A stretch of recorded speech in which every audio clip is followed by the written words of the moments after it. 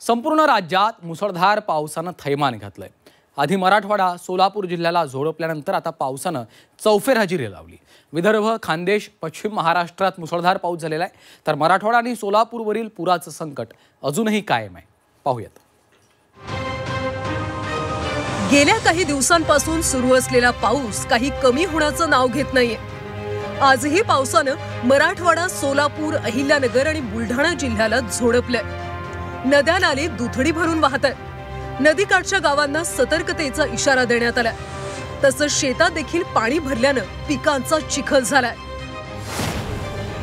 अहिल्यानगर शहरासह जिल्ह्याला जोरदार पावसानं झोडपलं। अहिल्यानगर शहरातून वाहणाऱ्या सीना नदीला पूर आलाय।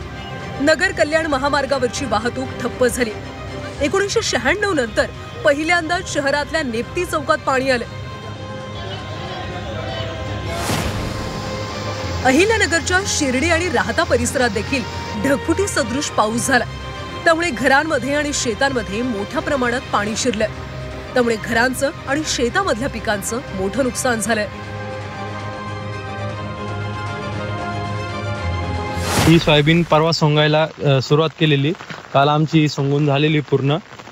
तर उद्या आम्ही मशीन मधनं काढणार होतो, तर काल रात्री अचानक अतिवृष्टी झाल्यामुळे ही सोयाबीनची अशी अवस्था झाली।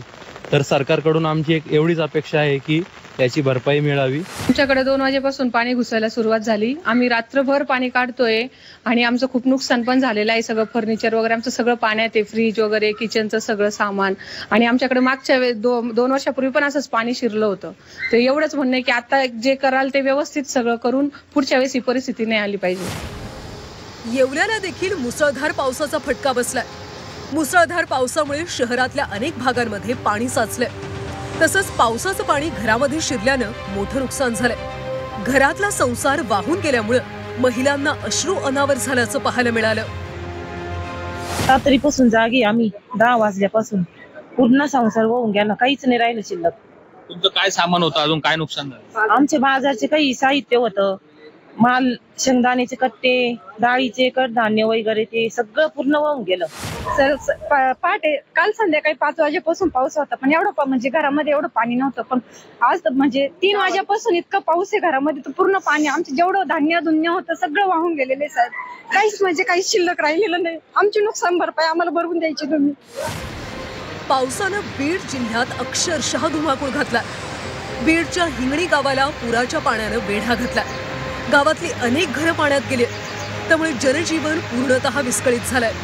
जवळजवळ 10 ते 12 दिवसापासून या पूर्ण गावाला या पुराचा वेढा आलेला आहे। आणि तुम्ही आज इथं बघितलं, प्रत्येक ठिकाणी हीच परिस्थिती आहे आणि सगळी जमीन खरडून गेलेली आहे।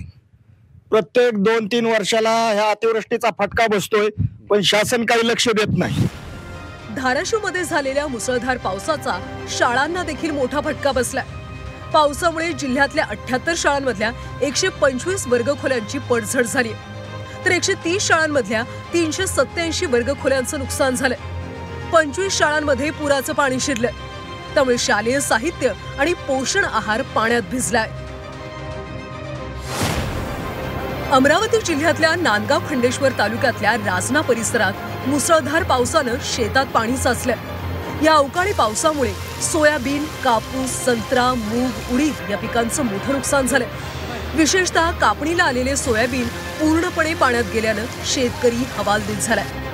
शेतकऱ्यांनी सरकारकडे तात्काळ मदतीची मागणी करत हेक्टरी 50,000 रुपये मदत आणि 7/12 कोरा करण्याची मागणी केली आहे। सततच्या पावसामुळे म्हणजे 8 दिवस झाले पाऊस चालूच आहे आणि तोंडाशी आलेलं पीक आज हे निसर्गाने हिसकून घेतलाय आणि त्यात सरकारने शेतकऱ्या पाठीशी खंबीरपणे उभे राहायचं, हे त्यांची जबाबदारी आहे। त्यांनी जबाबदारी सोडली आहे। 7/12 कोरा करा आणि शेतकऱ्याला हेक्टरी 50,000 रुपये मदत करा।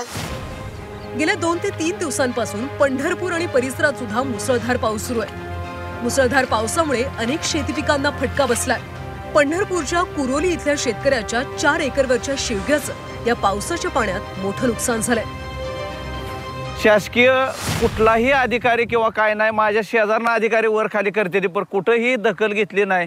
तरी प्रशासनानं माझी आणि माझ्यावर मी जी काही माझ्या रानाचे नुकसान झाले ती वस्तुस्थिती बघावं आणि मला जर काय शासनाचा काय जर लाभ मिळत असेल तर 100% मिळावं, मलाच मिळावं, पण बाकीच्या सुद्धा लोकांनी मिळावं ही माझी मनापासून शासनाला हात जोडून विनंती आहे.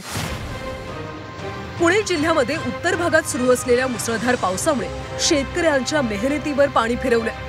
शेतकऱ्यांनी मोठ्या मेहनतीने पिकवलेल्या सोयाबीन या पावसात भिजून खराब झालाय. हातचं पीक वाया गेल्यानं शेतकऱ्यांच्या डोळ्यात अश्रू आले. आताही शेतात पाणी आहे, काय परिस्थिती राहिली पुढच्या काळात? या पुढच्या काळात जर पाऊस वाढला तर दुसरी पिके आहे ती पण जाण्याच्या मार्गावर आहे. मका आसन, अजून ऊस आसन, हे अतिवृष्टी पावसाने जाण्याच्याच मार्गावर आहे. जालना जिल्ह्यातल्या पूर्णा, अंजना, मांगणी नदीला काल संध्याकाळी झालेल्या मुसळधार पावसामुळे पूर आला. या नद्यांना पूर आल्यानं भोकरदन तालुक्यातल्या हसनाबाद आणि भोकरदनचा संपर्क तुटलाय. नद्यांमध्ये असलेली काही मंदिरं देखील पुराच्या पाण्याखाली गेली आहेत. लातूर तालुक्यातल्या पोहरेगाव इथं गावकऱ्यांच्या एकजुटीमुळे जीवितहानी टळली. पुराच्या पाण्यात अडकलेल्या चौघांना गावकऱ्यांनी चक्क विजेची तार वापरून सुखरूप बाहेर काढले. रेणापूर तालुक्यातल्या पोहरेगाव इथले 4 शेतकरी जनावरांना पाणी पाजून शेतातून घराकडे येत असताना अचानक पुलावर पुराचं पाणी आलं आणि दोघेही अडकले. अशा वेळी गावातल्या भास्कर हांडगे या तरुणानं भन्नाट शक्कल लढवली. गावातली लाईट बंद करून विजेची तार तोडण्यात आली आणि त्या तारेच्या सहाय्यानं चौघांना पुरातून बाहेर काढण्यात आलं. सीना नदीला आलेल्या पुरामुळे राष्ट्रीय महामार्गावरचा सर्व्हिस रोड अक्षरशः वाहून गेला. सोलापूर कोल्हापूर राष्ट्रीय महामार्गावरच्या सर्व्हिस रोडवर असलेला डांबरी रस्ता वाहून गेल्यानं 4 ते 5 फुटाचा खड्डा पडलाय.